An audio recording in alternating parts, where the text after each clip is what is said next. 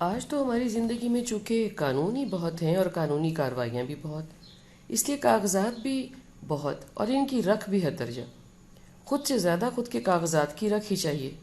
ویسے ہمارے کاغذات تو بینکوں میں ہی پڑے اکثر بوڑھے ہو جاتے ہیں۔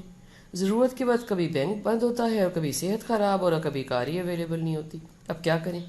کاغذات نہ بنوائیں تو کسی علاقے میں کوئی گھسنے ہی نہیں دیتا کہ شناختی کارڈ دکھائیں۔ لائسنس نہ بنا ہو تو کار نہیں چلا سکتے، کار کا بنا ہو تو ٹرک نہیں چلا سکتے، اسپیشل سرٹیفیکیشن نہ ہو تو جہاز نہیں چلا سکتے اور وغیرہ۔ پاسپورٹ نہ بنا ہو تو خود کے ملک کے ساتھ لگی دیوار جو اب آپ کے ملک کا حصہ نہیں ہے وہ قدم ہی نہیں رکھ سکتے۔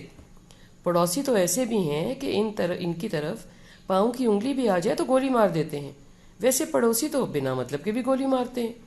ایسے پڑوسی ہیں ایک عدد، ان کا نام گولستان ہونا چاہیے۔ ایک زمانہ تھا، سنا ہے دیکھا نہیں ہے، جب بنا کسی کاغذ پتر کے کوئی بھی کہیں جا سکتا تھا۔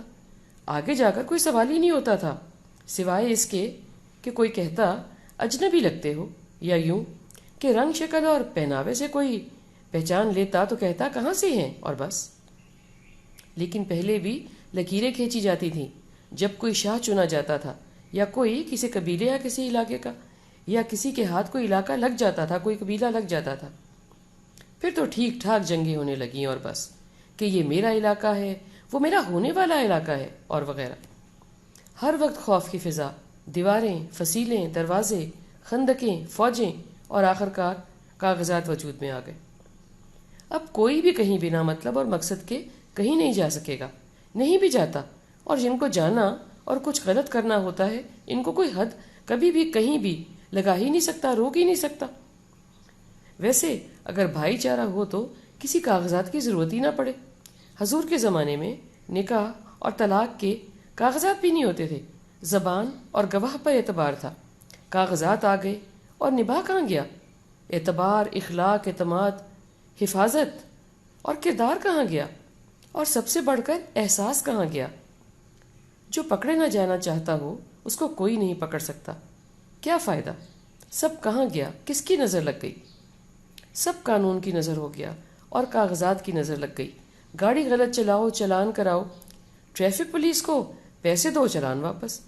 گھر میں چوکی دار ہے، چور آ جاتے ہیں، اگر الارم ہی لگانا ہے اور کتا ہی رکھنا ہے تو چوکی دار نہ رکھے نا۔ اس چوکی دار کا شناختی کارڈ کوئی وقت نہیں رکھتا۔ آپ کی زندگی کاغذات سے مہنگی ہو گئی ہے، ہوتی ہے۔ چوکی دار دروازہ کھول دے گا مگر اگر آپ کے پیچھے کوئی 2 گاڑیاں ڈاکوؤں کی ہیں ان کو نہیں روکے گا۔ وہ آپ کے لیے کیوں مرے؟ آپ کے لیے تو آپ کے گھر والے نہیں مرتے، پیار کرنے والے نہیں مرتے، تو چوکی دار سے تو کوئی وعدہ بھی نہیں لیا نا کہ تم میرے لیے مرو گے۔ کوئی قانونی کاغذ بھی نہیں بھروایا۔ قانون دلوں کا کام ہے، پھر کاغذات کیوں؟